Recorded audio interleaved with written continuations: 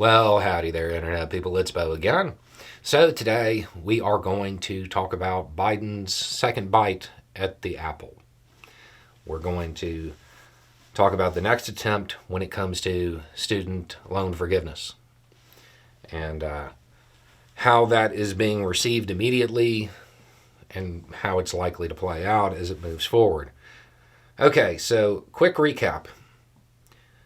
Biden attempted to address student debt early on. The Supreme Court shot the first proposal down, the big one. Once that happened, almost immediately, the Biden administration started work on two different tracks. One, the piecemeal stuff, the stuff that we've talked about every once in a while on the channel. $7 billion of forgiveness here, $3 billion there. Pretty soon it adds up. And so far, it looks like around 4 million people and $144 billion have been either, had their debt forgiven, and that's the amount that's been forgiven. The other track that he was working on was using a different law that would be tailored within the Supreme Court's ruling that struck down the first law to do a large student loan forgiveness program. So, contrary to the right-wing talking heads that have come out already about this, saying that Biden is defying the Supreme Court, no, they're taking the ruling from the Supreme Court and tailoring the new rules under a different law to fall within the Supreme Court's ruling. That's not defying the Supreme Court.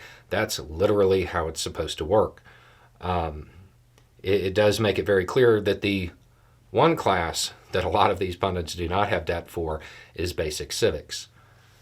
Okay, so we don't have the details of the new proposal. I think they're supposed to be announced next week.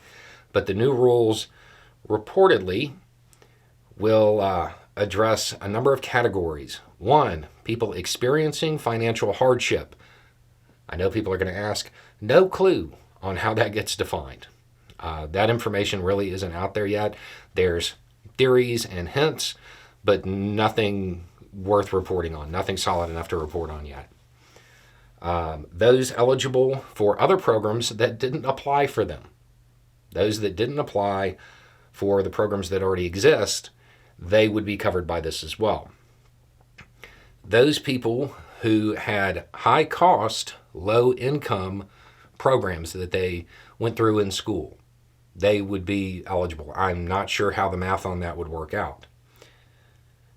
Those people who sought certifications, degrees in programs that have a high default rate.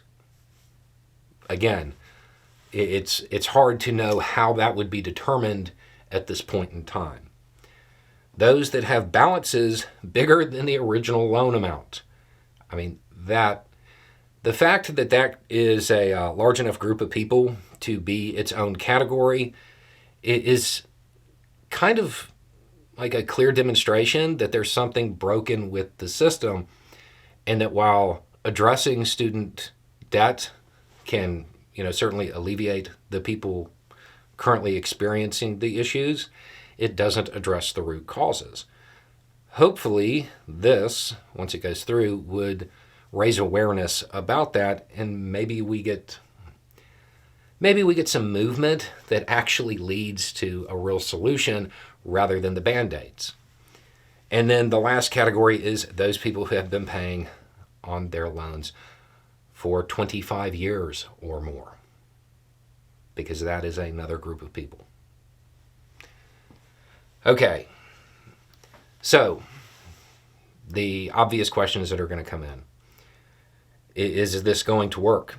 Don't know. The whole point is they spent almost a year going through the Supreme Court ruling and tailoring this proposal to be within the confines of what the Supreme Court said. So, theoretically, yes. But this Supreme Court is, it's different. It may contradict itself in some way. The other thing to note is when this went on the first time, there was a bunch of commentary about how the Biden administration was doing it wrong. and how that they should have used both laws to push through the first time. Understand, if that had happened, he wouldn't get the second bite of the apple. There was another group of commentary saying that he should have used the law they're using now. You might have been right. You might have been right. But that being said, the Supreme Court might have struck it down anyway, and then he would have had to use the law he used the first time to tailor the proposals within the Supreme Court ruling. My understanding is that this is going to be announced sometime relatively soon, next week, maybe the week after. The details will come out. I think this is using a process that will have to have public comment because it's using like a rule-making process. And that would take 30 days, something like that. There is, by normal timelines, there's a chance that this becomes active before November. Yeah, there's also a chance that it doesn't. But my guess is the Biden administration wants this out before November, because while 4 million people, 144 billion forgiven, while those are good numbers, they're not the campaign promise. This is about, around a third of what was promised during the campaign. My guess is that he wants it clear that this is something they're actively working on and would pursue in a second term. So, anyway, it's just a thought. Y'all have a good day.